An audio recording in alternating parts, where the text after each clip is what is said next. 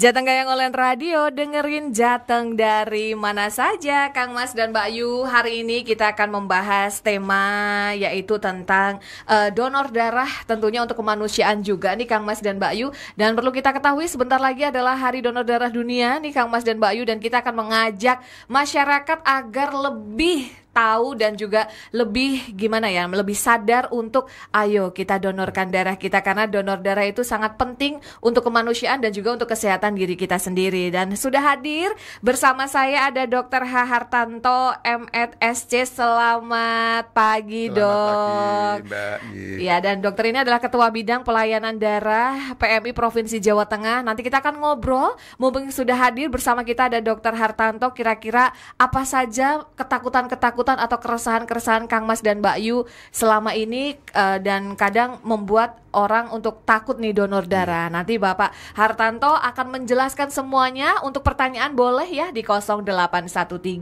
9965 9922. Namanya siapa, dari kota mana, baru pertanyaannya. Jateng Bicara akan kembali lagi setelah yang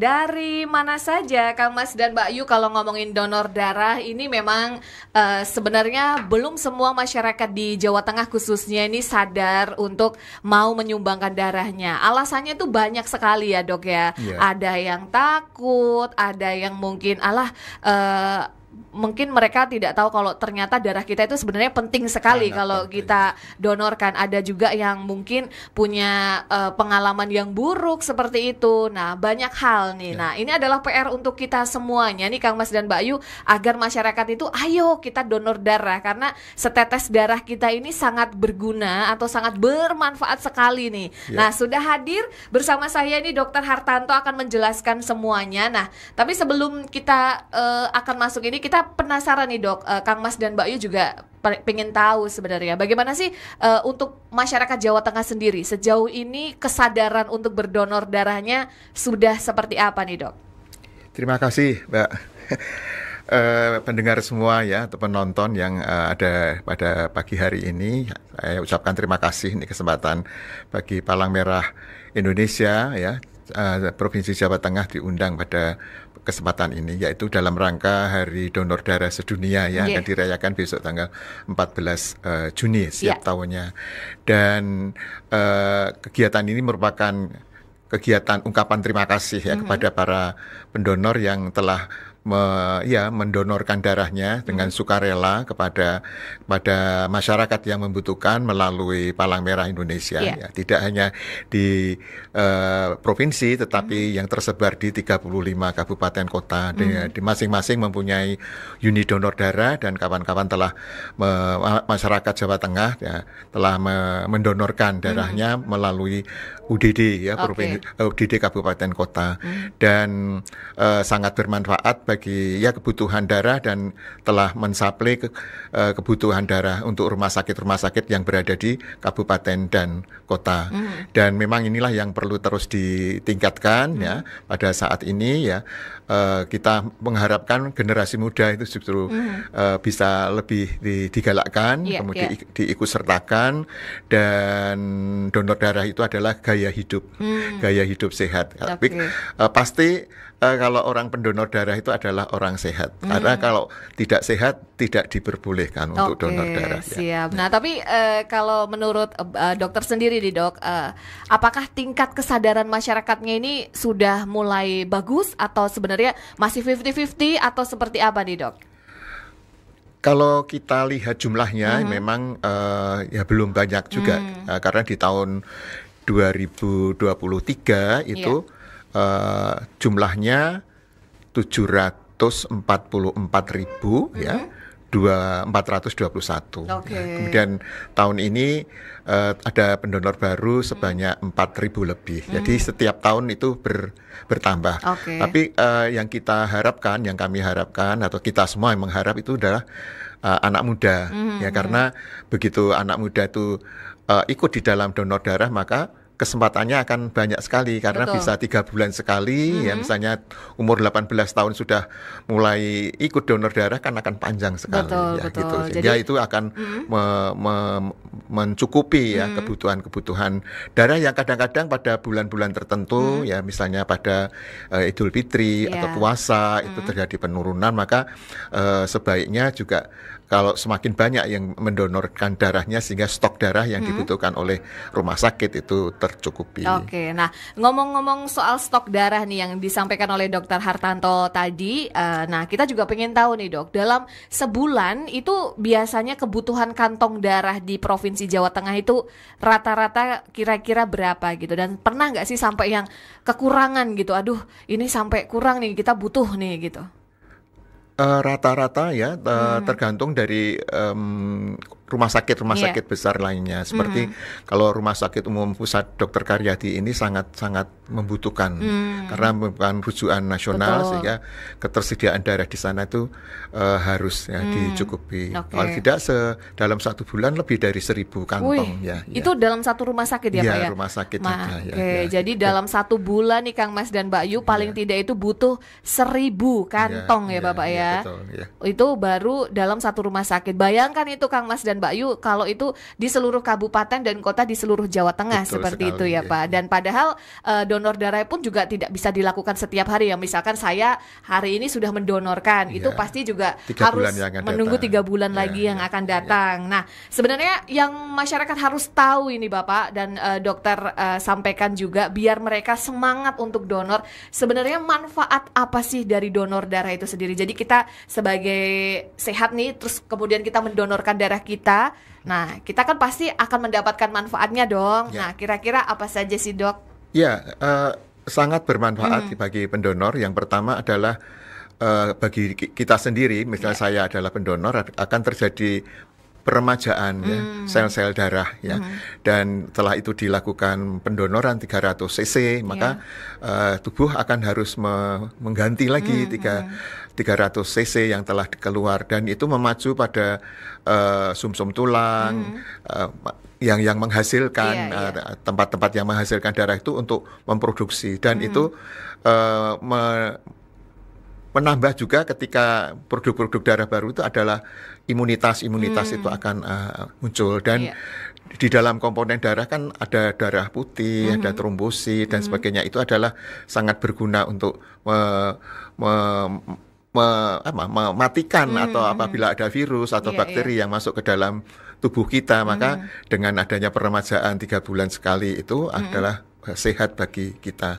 Dan tadi saya sampaikan bahwa orang yang boleh donor darah itu adalah orang yang sehat ya, tidak minum obat, tidak narkotik, tidak ada penyakit-penyakit menular tertentu. Itu memang dilakukan screening. Jadi pendonor darah adalah orang sehat. Jadi betapa banyak atau betapa besar manfaat ya kalau kita melakukan donor darah. Selain dapat pahala ya Dok ya, itu juga ternyata bagus untuk kesehatan kita yang sudah disampaikan oleh Dokter Hartanto tadi. Yang satunya adalah yang jelas kita makin sehat karena darah kita akan regenerasi diperbarui, dan juga imun tubuh kita pun juga akan bagus nih Kang Mas dan Mbak Ayu. Jadi jangan ragu kalau sampai sekarang nih, apalagi generasi milenial nih ya Dok ya, yang masih ragu untuk donor darah, tolong dipikirkan lagi karena manfaatnya akan ke depan sampai nanti ya Dok ya. Oke, buat yang ingin bertanya boleh ya langsung dikirimkan pertanyaannya nih Kang Mas dan Mbak Yu, mumpung Dokter Hartanto hadir di sini, dan nanti boleh ya Dok kita interaksi tanya jawab. Nanti Dokter Hartanto akan menjawab pertanyaan-pertanyaan dari Kang Mas dan Mbak Yu. Nah, kalau tadi sudah manfaat yang didapat nih ketika kita mendonorkan darah kita nih Dok. Nah, darah yang kita donorkan itu dampaknya akan seperti apa nih untuk yang dibantu dan juga untuk rumah sakit dan juga pasien? Donor yang telah di tap ya atau diambil, kemudian akan dilakukan ya pengolahan dulu. Pertama adalah screening terhadap IMLTD, infeksi melalui darah. Iya, Ya iya. itu harus ya dari kita harus di screening tentang HIV, hepatitis dan sifilis itu Oke. pasti darah yang telah melalui screening itu adalah darah-darah yang sehat gitu. Ya Oke. itu yang pertama. Kemudian dari darah yang sudah dikumpulkan akan diolah. Ada yang whole blood, yaitu darah yang belum diolah atau belum dilakukan pemisahan komponen-komponen. Itu memang ada yang memerlukan whole blood. Kemudian ada yang membutuhkan PRC, yaitu khusus butir-butir darah Oke. merahnya saja tanpa plasma. Kemudian mungkin pernah kita dengar ada plasma konvalesen pada Iya. waktu kita pandemi Betul, COVID, COVID, itu yang betul. dibutuhkan plasmanya. Ada yang dibutuhkan trombositnya untuk saudara-saudara kita atau anak kita yang terserang penyakit demam berdarah. Betul. Itu kan terjadi penurunan terus. Jadi darah itu akan diolah ya, diolah oleh UDD komponen-komponen itu, maka itu nanti akan tersedia ya di panel atau di dashboardnya UDD bahwa kami tersedia whole blood ya golongan A, AB, Iya, iya. B, O ya gitu. Kemudian ketersediaan itu akan semakin diketahui oleh masyarakat. Jadi ada ya istilahnya anekdot ya itu akeh. Oh gitu, banyak ya dok ya kalau A ya. Kalau Oke. AB akeh banget, Akeh banyak banget. sekali. Iya, iya. B banyak. Banyak, ya. oke. Kemudian ora ono gitu ya dok. kalau maaf di A itu angel. Oh, sedikit. oh gitu, justru A yang Iya, susah. Oke. Dan yang B Banyak, oh, ya, karena banyak. kayaknya Oke. memang banyak orang yang golongan darahnya B ya dok ya. Iya, gitu ya. Dan kalau O, Ya. Oh oke. oh justru malah O Iya, yang banyak. iya. Oh Oke. banyak ya. A dan AB itu yang sulit. Susah, ya. oke. Dan di kita ada resus ya, resus positif karena itu ras ya. Betul, berdasarkan. betul. Jadi menunjukkan. Jadi kalau orang Indonesia ya resus positif. Positif ya. Tapi ada nggak sih maksudnya yang kita kan nggak tahu ya dok. Kalau kita ternyata ada resus negatif Ya, nih, ada juga mungkin ya. kita turunan dari Keturunan. kausalsus Eropa ya. Oke. Dan ada nggak sih kalau misalkan tiba-tiba, aduh kita butuhnya resusnya negatif nih, gitu? Iya bisa. Oh. Ya nanti akan dilakukan pemeriksaan itu. Ya. Oke. Nah itu ya dok. Tadi yang sudah disampaikan dokter adalah kita sebagai pendonor pun manfaatnya luar biasa bagi tubuh kita, dan darah kita pun yang 1 kali ya 300 cc itu ya dok yang disedot dan akan disalurkan pun itu juga ketika akan jatuh kepada orang yang membutuhkan itu juga manfaatnya juga luar sangat. biasa ya, karena menolong nyawa juga dan juga kesehatannya pun juga akan kembali. Nah ini jangan sampai ragu nih Kang Mas dan Mbak Yu, apalagi takut-takut untuk berdonor darah. Nanti kita akan lanjut lagi ngobrol-ngobrol bersama Dr. Hartanto. Kita akan istirahat dulu ya. Jangan kemana-mana, tetap di Jateng Bicara. Kura-kura bawa palu. Jateng Bicara mau break dulu. Jateng dari mana saja, masih di Jateng Bicara nih Kang Mas dan Mbak Yu, masih bersama Dr. Hartanto selaku Ketua Bidang Pelayanan Daerah PMI Provinsi Jawa Tengah. Tadi sudah disampaikan betapa banyak manfaat sebagai kita pendonor darah, dan juga darah kita sangat bermanfaat untuk Kang Mas dan Mbak Yu yang membutuhkan. Nah sekarang kita mau tanya nih, persyaratan bagi masyarakat nih dok yang ingin mendonorkan darahnya, pasti kan ada syarat-syarat khusus yang harus dipenuhi nih. Tidak semua misal semua boleh donor darah, tidak seperti itu. Nah monggo silahkan disampaikan dok. Ya, terima kasih antusias para pendengar Iya, atau penonton. Kang Mas dan Ya. Mbak Yu nih Mas panggilnya. dan Mbak Yu. Iya, betul. Kang Mas dan Mbak Yu ya. Baik, tadi untuk donor darah apabila akan dilaksanakan secara bersama-sama, itu bisa ya organisasi bersurat ya kepada PMI bisa PMI Provinsi Jawa Tengah ya. Ya, nanti bisa WA ke saya kalau nanti Oke, siap. bersurat kepada PMI Jawa Tengah atau PMI kalau Bapak dan Ibu berada di kabupaten atau kota lain, itu ya ke UDD PMI Oke. kabupaten kota. Itu organisasi apa biasanya ya kantor-kantor atau organisasi mempunyai hari-hari penting ya, Iya, hari-hari iya. jadi itu banyak sekali antre untuk melakukan donor darah bersama, yaitu maka organisasi bersurat kepada PMI, kemudian kapan ya akan dilaksanakan, ya jangan mendadak ya, Oke. jangan mendadak sehingga perlu persiapan karena kan kita menyiapkan tim dan sebagainya, kemudian jumlahnya diperkirakan berapa. Jadi jangan misalnya kita sudah datang jauh-jauh Iya. hanya dapat 10 atau kurang dari 10 kan sayang ya sumber daya yang telah kita kerahkan. Saya kira sambil dilakukan ya penyuluhan terlebih dahulu dari bisa kita meminta pengalaman bagi yang sudah donor itu bisa menjelaskan tentang manfaat atau mungkin donor sakit enggak sih ya Iya, dan betul, sebagainya betul. itu perlu dipersiapkan. Kalau memang perlu dipersiapkan semacam Zoom atau online itu dengan kawan-kawan dulu kita Iya. bisa online dulu gitu. Oke. Jadi, itu ya. Itu tadi ya. Ya. Siap. Nah, kalau ini Dok, sebagai masyarakat nih atau generasi muda yang mungkin baru akan pertama kali mendonorkan darahnya nih, kira-kira syarat-syarat apa yang harus mereka miliki? Misal usianya sudah harus berapa, terus kondisi badannya harus seperti apa gitu Dok? Silahkan. Ya, usia di atas 17 tahun ya itu sudah boleh, sehingga mungkin di kelas 3 SMA itu sudah bisa, SMK itu sudah bisa memulai donor darah. Dan yang jelas adalah tensi memang harus dalam keadaan bagus ya, supaya tidak drop atau tidak tinggi ya. Sebelum donor darah ya tidur cukup ya, tidak minum Berapa obat. ininya Dok? Apa namanya normalnya? Normalnya untuk pria 120 80 ya, untuk 120 perempuan ya. 110 70 ya. Oke, siap. Ya. Kemudian HB akan dicek, hemoglobin. Oke. Kalau harus di atas 10. Kalau sudah datang ternyata anemia, kurang darah ya tidak boleh, nanti malah pingsan. Betul, betul. Jadi hemoglobin harus di atas 10 Oke, ya. jadi memang harus diperhatikan tensinya juga harus sesuai ya. Laki-laki 120 128, perempuan adalah 110 dan 70, dan HB-nya pun juga harus Ya, diperhatikan. di atas 10. Benar, makanya tadi harus istirahat dulu atau makan dulu sebelum donor darah ya, Dok ya. Nah, terus berapa kali nih dalam setahun boleh kita donor darah nih, Dok? Tadi saya sampaikan yaitu 3 bulan sekali, tetapi sekarang ini ada yang UDD yang hanya mengambil plasmanya saja ya.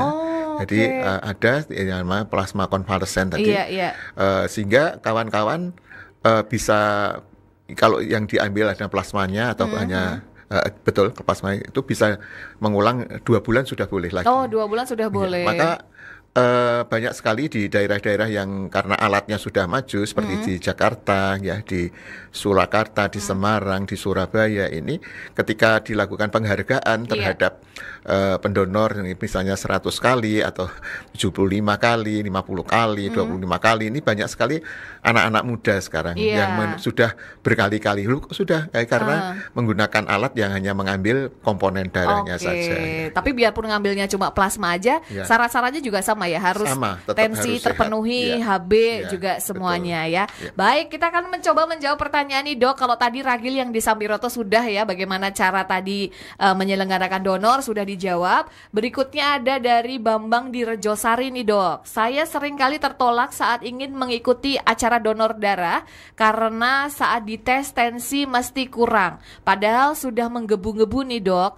Nah, kalau pengen donor mandiri kapan saat yang baik? Kira-kira kondisi tensi sedang baik atau cukup, Dok? Nah, monggo. Ya, baik. Kalau di rumah mempunyai tensi Sekarang kan sendiri, banyak terjual ya, ya banyak yang muda jualan itu bisa dicek ya di setiap saat. Jadi kapan ya, ketika sehat ya, ketika kita sehat banget itu bisa datang aja ke UDD ya, baik di Kota Semarang maupun di UDD provinsi ya. Kalau di mana saja saya kira setiap kabupaten kota ada UDD. Sehingga persiapannya tadi itu Mas, tensinya harus standar ya, normal. Kemudian tidur cukup, tidak minum obat ya, tidak habis minum obat. Jadi obat misalnya obat sakit kepala atau obat apa akan ditanya itu oleh petugas, tadi malam minum obat ya nggak boleh gitu. Nggak boleh. Kalau tolak angin boleh ya, Dok? Tolak angin jamu ya. Boleh, jamu. boleh. Boleh ya. Oke, yang penting bukan obat bentuk pil gitu ya, Dok ya. Betul. Siap. Berikutnya ada Maman di Hasenda. Oh, Hasenda mana saya juga nggak tahu ya. Saya pernah beberapa kali ikut donor darah dadakan. Biasanya dapat kartu, tapi kartunya pasti hilang. Apakah ada data record donor darah saya yang bisa saya akses secara online lewat aplikasi mungkin, Dok? Ya. Ada Mas, Mas apa nih? Mas Alek? Mas siapa ini? Maman. Mas Maman, ya betul. Ya, itu kartu ini sedang dipikirkan ya. Kartu itu mudah hilang. Iya betul. Kan semakin banyak kartu Iya, di iya. dompet itu akhirnya tidak terawat ya. Betul.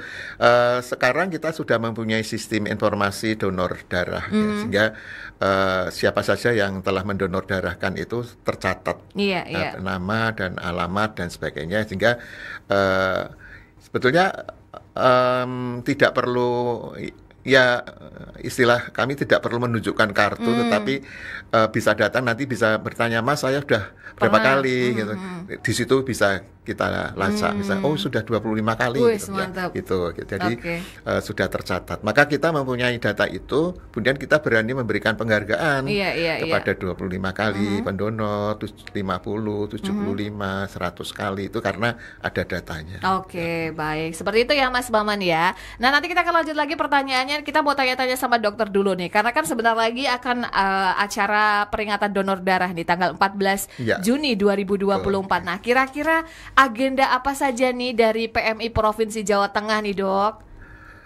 Baik Mbak, untuk PMI karena sudah ada edaran juga ya Iya. dari PMI pusat ya, sehingga PMI kabupaten kota dan provinsi diharapkan menyelenggarakan kegiatan ini. Terima kasih ini diundang di Jateng Gayeng. Iya, siap. Memang harus ada sosialisasi atau talk show. Sekarang kami sudah diundang di sini Iya. ya, alhamdulillah itu salah satu kegiatan yang diwajibkan sudah terlaksana. Terima kasih pada Kominfo yang telah mengundang kami untuk berbagi informasi atau pengalaman untuk mengkampanyekan tadi pentingnya donor darah. Kemudian kita meningkatkan sosialisasi Hari Donor Darah Sedunia ya untuk yang terkait dengan swasta ya, LSM swasta. Tadi Mas siapa yang Hambiroto pertama tadi Yang Ragil, Mas Ragil tadi Iya. misalnya ada dari kelompok komunitas apa ya, sekarang kan ada komunitas mobil, komunitas kijang, komunitas Iya, banyak ya, sepeda Pak ya. motor itu diisi hal-hal yang bagus lah Betul. itu dengan donor darah, saya kira sangat bermanfaat ya. Kemudian donor darah serentak itu jelas pada besok tanggal 14 dan kami kemarin sudah diskusi ya dengan kawan-kawan. Kita punya gimmick ya untuk untuk memberikan penghargaan Iya. khusus. Walaupun setiap kita donor kan sudah dibagikan refreshment Betul, ya, betul. yaitu ya makanan atau minuman yang bergizi yang Iya. bisa segera memulihkan ya kondisi dia. Maka kali ini PMI Provinsi Jawa Tengah menyediakan gimmick yang akan dibagikan pada mobile unit yang periode bulan Juni ini. Karena ada jadwal pada bulan Juni ini kami ada ke universitas, ada ke gereja, ada kelompok-kelompok tertentu ya. Kebetulan sekali kita akan membagikan gimmick tadi ya. Kemudian publikasi-publikasi ya semacam ini saya kira sangat penting ya Betul. untuk itu.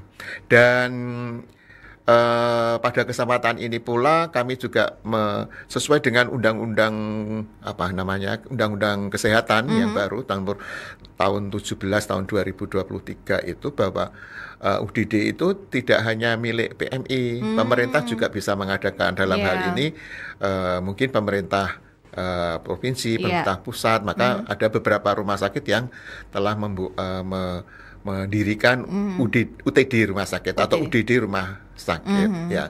Ini maka bisa bekerjasama dengan PMI karena PMI mempunyai kelompok donor darah sukarela yang mempunyai paguyuban, itu bisa dihubungi untuk tadi mendukung pengambilan darah. Iya, gitu ya, oke. Nah, kalau penghargaan tadi yang seperti dokter sampaikan nih, Dok, itu penghargaan apa nih yang akan diberikan nih, Dok, untuk pendonor? Kalau tadi yang 25 kali itu ada mantap. ada piagam dari bupati, wali kota ya.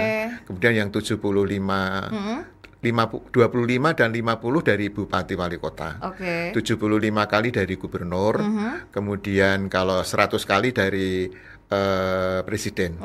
Presiden ada dok di Jawa Tengah yang sudah sampai 100 kali. Wih, mantap ya. Saya beberapa kali mengikuti mengawal 100 kali ya. Itu biasanya rata-rata usia berapa nih, Dok?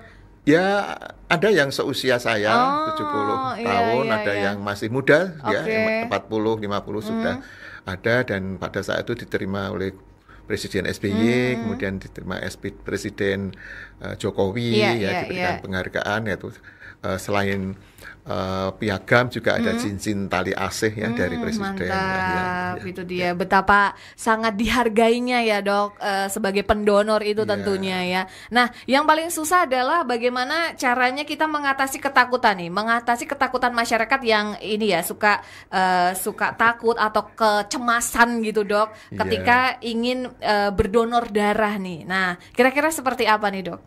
Kalau ketakutan, ya mirip orang disuntik Iya, ya. kadang-kadang saya takut jarum. Terus Iya. ada juga yang berpikiran, pernah saya baca artikel itu, nanti jarumnya ini bekas penyakit apa segala-gala Oh, gitu. iya. Nah, itu kan kadang ada muncul Iya, iya, iya. kekhawatiran Ya. diri nih, Dok. Itu rumor ya. Iya, Nah, betul.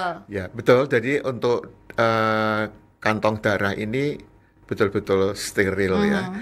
Setiap satu kantong adalah digunakan untuk satu orang Iya. ya. Dan jarumnya itu sudah satu paket dengan Iya. kantongnya. Biasanya ketika kita akan melakukan tapping atau menusuk, itu kita tunjukkan ini jarumnya seperti ini, masih tertutup ya, masih dibuka dari kantong. Itu adalah SOP ya. Betul. Seperti di rumah sakit juga kita Iya. kalau akan memberikan suntikan kan seperti itu SOP di tapping ataupun pengambilan darah. Dan memang ukuran jarumnya memang agak besar ya. Iya. Itu adalah standar internasional. Jadi bukan kalau orang Indonesia harusnya jarumnya kecil ya. gitu. Itu standarnya ada ukurannya 16, 17 ya. Itu ukuran dari diameternya, yaitu ukuran 16 Iya, ya. iya. Itu internasional, sehingga kelihatannya besar, tapi makanya ketika menusukkan jarum biasanya kawan-kawan melakukan komunikasi Iya, ya, jangan dengan dilihat kalau takut gitu sambil ya. diajak bicara, komunikasi, kemudian ya tetap harus diberitahu bahwa kita akan menusuk jarum Oke, itu ya. jadi Dan jangan parno ya. ya takut dulu gitu ya, Betul. ya betul. Tapi intinya keselamatan pasien, keselamatan pendonor itu adalah utama ya, tidak Oke. boleh diabaikan ya. Nah, itu dia. Jadi jangan khawatir lagi, sudah disampaikan loh langsung dari Dokter Hartanto bahwa semuanya aman ya dok ya. Dan paling juga sakitnya cuma nggak sakit lah ya, kan cuma disuntik Iya. gitu kan, diambil darahnya Iya. sedikit gitu ya. Kita akan lanjut menjawab pertanyaan lagi ya dok. Iya. Sebentar, ini ada dari Nani yang ada di Kedung Mundu. Setelah pandemi COVID, apakah tata cara atau persyaratan untuk donor darah ada perubahan dok? Ya, kalau pada waktu pandemi memang kita kan harus tidak boleh berkumpul Iya, ya, betul. berkumpul atau jaga jarak dan sebagainya. Sekarang kalau untuk maksudnya petugas Iya, itu iya. kita tetap menggunakan APD ya, alat pelindung diri ya, dengan gaun, kemudian dengan masker, dengan sarung tangan dan sebagainya, itu untuk petugas Iya, ya, iya. supaya kita tadi betul-betul menjaga kesterilan dari apa yang akan kita kerjakan ya, termasuk tadi penusukan lengan itu memang harus melakukan disinfeksi dengan benar dan sebagainya. Itu dari sisi kami. Kemudian dari kalau sisi pendonor untuk saat ini ya jaga jarak itu, Iya. kalau ada yang batuk menggunakan masker, kemudian selalu melakukan cuci tangan ya. Tapi untuk petugas selalu melakukan Iya. itu lebih dulu, Betul. karena ada aturan 5 langkah cuci tangan itu ya. Oh, Itu oke. dari sebelum menyentuh pasien, setelah menyentuh darah, kemudian menyentuh alat dan sebagainya, itu tetap diperhatikan oleh Oke, petugas ya. baik. Nah, kalau darah yang kita ambil ini sebagai masyarakat awam ini kan kita juga penasaran nih. Biasanya darah yang kita ambil itu akan bisa bertahan sampai berapa lama sih dok? Kalau penyimpanannya bisa sampai 3 bulan ya, bisa ya, sampai kalau yang sudah diolah tadi Iya. akan dibekukan, akan bisa bertahan lebih lama lagi ya. Jadi maka dari itu persyaratan dari UDD itu sangat-sangat penting. Iya, Refresh-nya, kemudian ketersediaan listriknya, dan kemudian listriknya, kestabilan ya, dan itu dikontrol ya, mirip kalau kita lihat di puskesmas itu ada menyimpan vaksin itu harus di bawah 0, ada itu memang itu diharuskan. Kalau semua standar itu dipenuhi maka akan tahan ya. Whole blood itu bisa sampai 3 bulan ya. Dan tadi untuk UDD kita harus mempunyai alat istilahnya begitu padam tidak harus terputus, harus ada genset. Smart genset atau stabilisasi supaya ketika mati UBS biar tetap ini ya Pak ya, nyala ya. Seperti itu. Jadi bisa bertahan agak lama. Yang mau bertanya nanti kita akan jawab lagi. Yang belum bertanya boleh langsung bertanya-tanya lagi nih Kang Mas dan Mbak Yu. Mumpung masih ada beberapa menit, kita akan bersama dengan Dr. Hartanto. Jadi dimanfaatkan waktu sebaik-baiknya. Kita akan istirahat sebentar ya dari Jateng Bicara. Jangan kemana-mana. Kura-kura bawa palu. Jateng Bicara mau break dulu.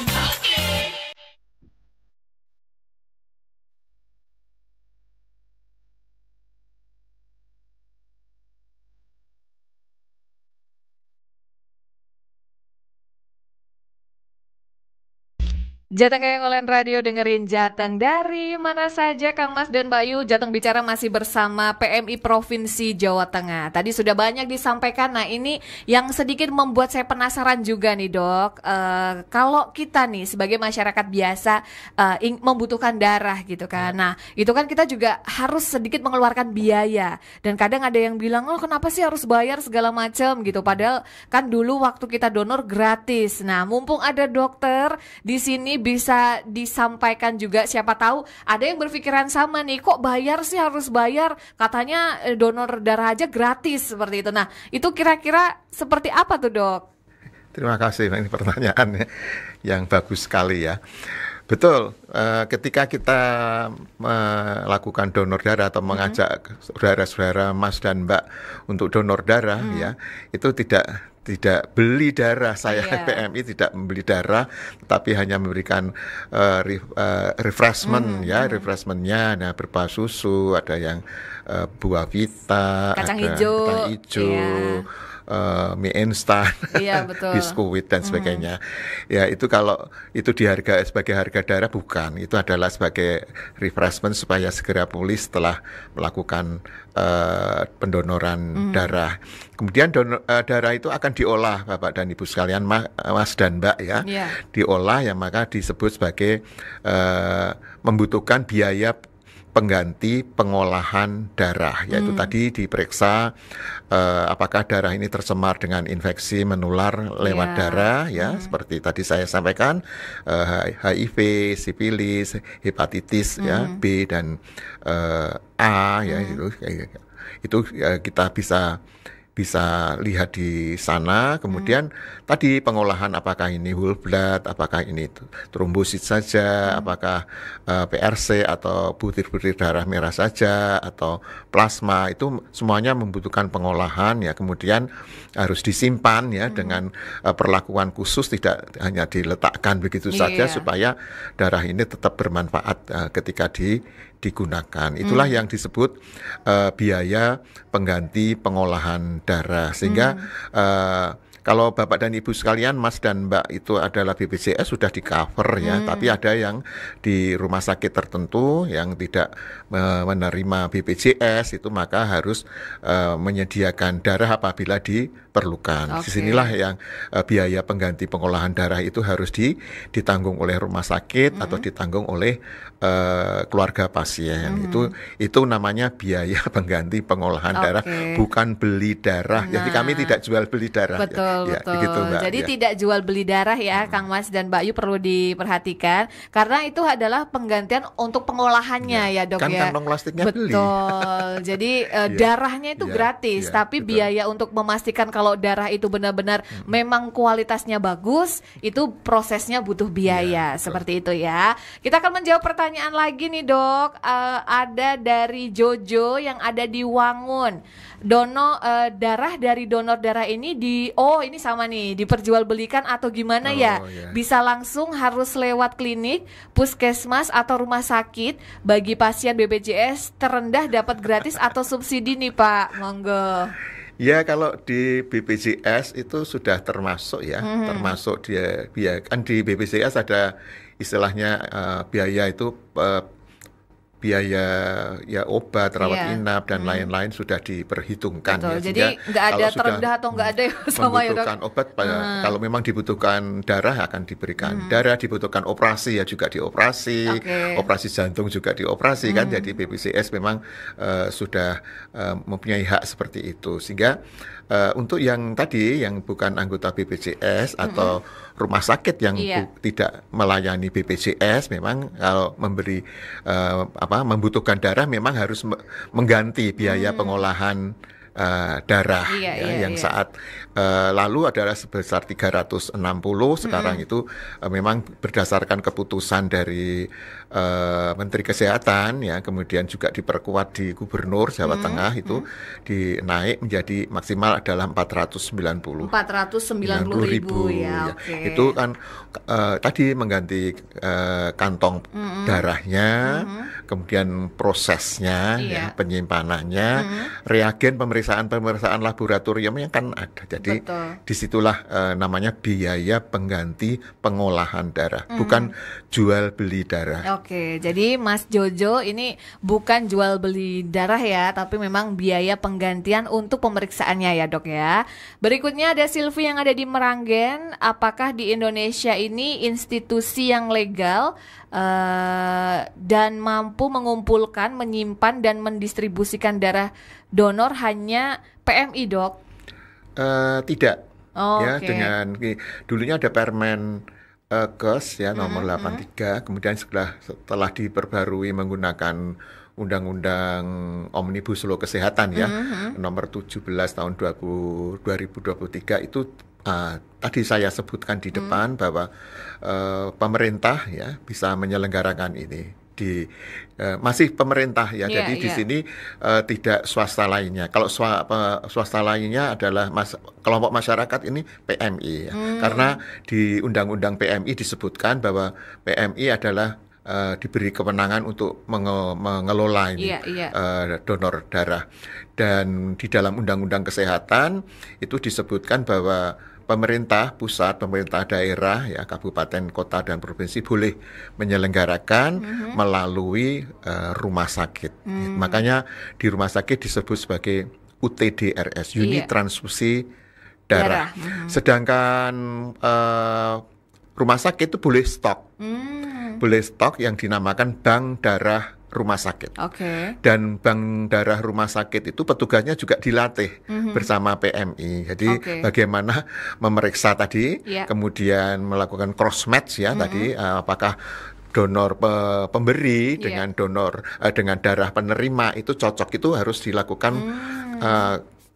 uji silang, Oke. cross match ya, Iya, iya, iya. cocok atau tidak. Nah, itu bank darah rumah sakit dilatih untuk itu. Oke. Memang ada rumah sakit yang belum mempunyai bank darah karena hitung-hitungan ya, efisien ya, cost effectiveness-nya bahwa kalau saya menyediakan harus punya alat, punya ruang, punya tenaga, maka dia akan tetap bekerja sama dengan PMI. Oke. Tapi kalau rumah sakitnya mampu atau memang untuk memudahkan ya, dengan adanya bank darah, maka darah itu akan tersedia di rumah sakit. Betul. Jadi tidak harus suruhan Pak. pasien pergi nyari itu juga nggak, kurang bagus Efektif ya, ya. orang sedang menderita sakit kok betul. disuruh cari Darah, dari iya. cari darah, disuruh mencari donor pengganti dan sebagainya. Maka dengan adanya bank darah rumah sakit itu tadi UTD ya, itu adalah untuk melakukan tapping, Oke. ya, mengambil darah dari masyarakat, dari masyarakat, kemudian bank darah rumah sakit itu menyimpan Oke. darah-darah yang sudah diproses tadi di mana di PMI, maka dilakukan penyimpanan di bank darah rumah. Ketika akan diberikan harus ada uji silang, Oke. crossmatch tadi, supaya Seperti cocok itu. atau tidak. Tadi harus resus positif, resus Ya, resus negatif, dan negatif, sebagainya. betul. Oke, kira-kira seperti itu ya, Mbak Silvi yang ada di Meranggen. Nah, kalau sejauh ini Pak, PMI apakah juga sudah melakukan sosialisasi nih, biar masyarakat, karena memang kebutuhan darah ini kan banyak sekali dan memang diperlukan di mana-mana. Nah, sejauh ini PMI juga apakah sudah melakukan sosialisasi dan juga edukasi pentingnya untuk mengikuti donor darah gitu, Dok? Iya, ini berbagai kesempatan Iya. ya, antara lain melalui terutama untuk Kang Kang Mas dan Mbak Yu ya, generasi muda, adik-adikku atau anak-anakku atau cucu-cucuku. Biar lebih setara teman-teman ya, Dok, Teman-teman adik-adik ya. ya adik-adik itu melalui antara lain melalui PMR ya, Palang Merah Remaja, ada relawan ya, Oh, iya, relawan-relawan itu juga dilakukan sosialisasi pentingnya donor darah. Jadi tidak menunggu sakit dulu Iya. baru donor darah. Oke. Dan harusnya bisa dimasukkan di kurikulum Merdeka ini. Nah, ini harus izin Iya, ini, Dok, iya, ya. ide yang baik, terutama di SMA ya. Iya. Karena ya mungkin sejak awal boleh, tapi ketika lakukan pendonoran kan ketika di atas 17 tahun ya, telah dewasa. Umur anak-anak kan sampai 18 tahun Betul. ya gitu. Jadi di atas itu baru diperbolehkan. Maka mungkin masuk dalam kurikulum ya, kurikulum di sekolah-sekolah bahwa darah itu ya sebagai salah satu transplantasi yang paling sederhana ya, kan tidak bisa dibuat darah Betul, sintetis, betul.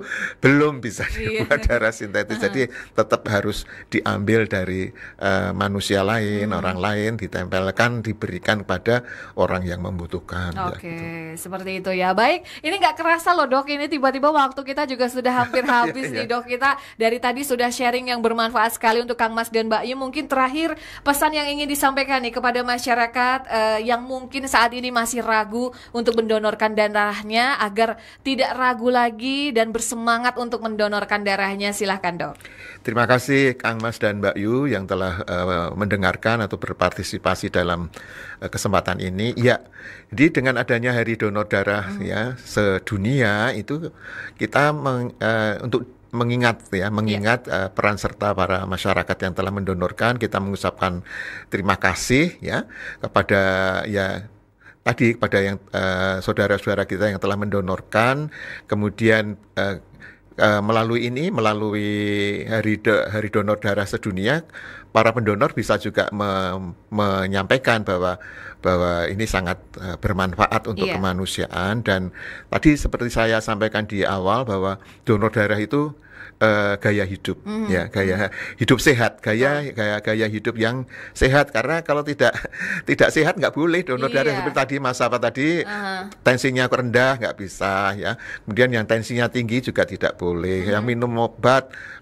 tidak boleh. Tadi itu yang mewujudkan bahwa donor darah itu adalah perilaku gaya hidup yang sehat. Oke, baik. Terima kasih untuk Dr. Hartanto sudah hadir di sini dan juga memberikan edukasi yang sangat luar biasa ya. Semoga ini bermanfaat. Saya juga terima kasih PMI telah diberikan Amin. panggung. Siap. Jangan kapok-kapok ya untuk hadir ke sini lagi. Kalau nanti ada yang penting dan ingin disosialisasikan, kita selalu siap ya tentunya. Dan kita hari ini sangat teredukasi betapa pentingnya atau betapa banyak sekali manfaatnya dari kita mendonorkan darah, dan darah darah kita pun juga sangat bermanfaat untuk kemanusiaan. Ternyata efeknya sangat luar biasa seperti itu ya Dok ya. Dan semoga semuanya setelah ini bisa sadar dan tidak takut-takut lagi untuk berdonor darah. Kalau begitu, saya Dian Risti undur diri dari Jateng Bicara bersama Dr. Hartanto juga undur diri. Mohon maaf kalau ada salah-salah kata di Kang Mas dan Mbak Yu. Sampai ketemu di Jateng Bicara selanjutnya. Selamat siang.